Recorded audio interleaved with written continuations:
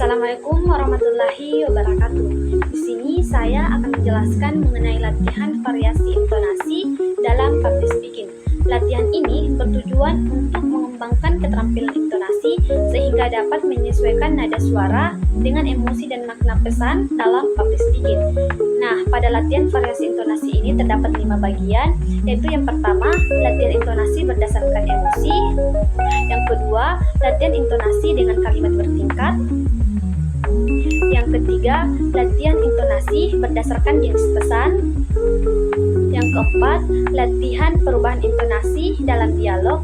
Adapun yang terakhir yaitu tantangan improvisasi intonasi. Yang pertama, latihan intonasi berdasarkan emosi. Pada latihan ini yaitu membaca kalimat yang sama dengan variasi emosi yang berbeda. Ada emosi marah, kaget, sedih, senang, dan juga bingung. Contohnya pada emosi marah, nada tinggi tegas. Saya tidak percaya itu terjadi. Nada kaget, emosi kaget, nada naik tiba-tiba. Saya tidak percaya itu terjadi. Emosi sedih, nada rendah dan lambat. Saya tidak percaya itu terjadi. Nada emosi senang, nada ringan naik turun. Saya tidak percaya itu terjadi. Wow. Nada yang terakhir emosi bingung, nada ragu-ragu dan naik di akhir. Saya tidak percaya itu terjadi. Adapun tips untuk latihan intonasi berdasarkan emosi ini yaitu menggunakan ekspresi wajah dan gestur untuk mendukung intonasi.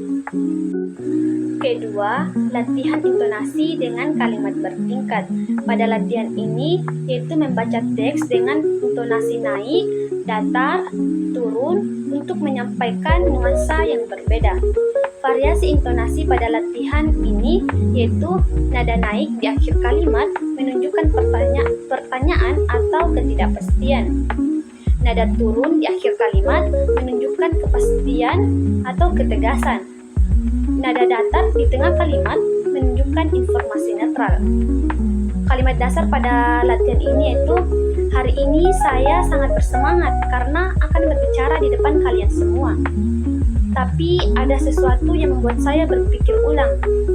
Apakah saya benar-benar siap? Tips dari latihan intonasi dengan kalimat bertingkat ini yaitu yang pertama, gunakan nada naik untuk kalimat tanya. Kedua, gunakan nada turun untuk pernyataan tegas. Yang ketiga, nada datar untuk membangun ketegangan. Ketiga, latihan intonasi berdasarkan jenis pesan, yaitu mengucapkan kalimat dengan intonasi yang sesuai dengan tujuan komunikasinya. Yang pertama, pesan motivasi, nada energi, semangat, dan naik turun. Contohnya, kalian pasti bisa mencapai impian kalian, jangan pernah menyerah. Kedua, peringatan atau ancaman, nada tegas dan turun di akhir. Contohnya, jangan pernah meremehkan persiapan sebelum berbicara di depan umum.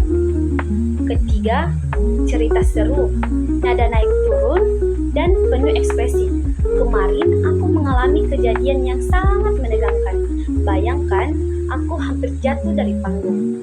Yang keempat, pernyataan serius, nada dalam, lambat dan turun di akhir kalimat.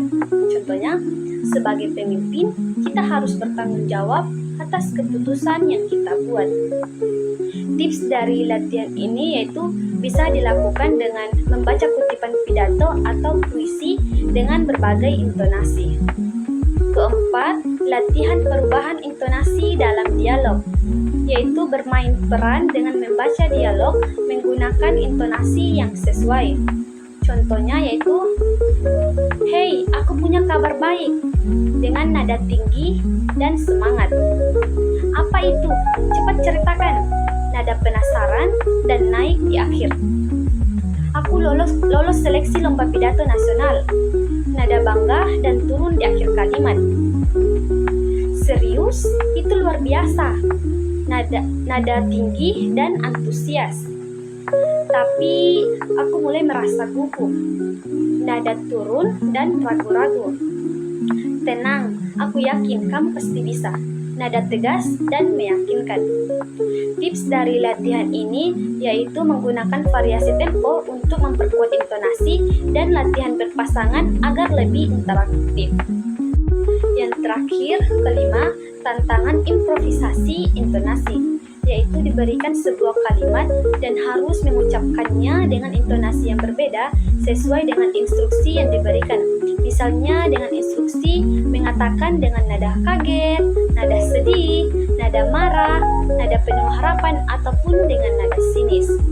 Nah, tips dari latihan tantangan improvisasi intonasi ini itu bisa dibuat dalam bentuk permainan untuk meningkatkan keseruan di dalam kelas. Kesimpulan dari latihan ini yaitu yang pertama, membantu meningkatkan variasi intonasi agar lebih ekspresif dan meyakinkan dalam public speaking. Yang kedua, menggunakan intonasi yang sesuai dengan emosi dan tujuan pesan agar audiens lebih terlibat. Dan yang terakhir, praktik dengan membaca teks, bermain peran, dan berbicara spontan. Sekian dari saya. Terima kasih. Wassalamualaikum warahmatullahi wabarakatuh.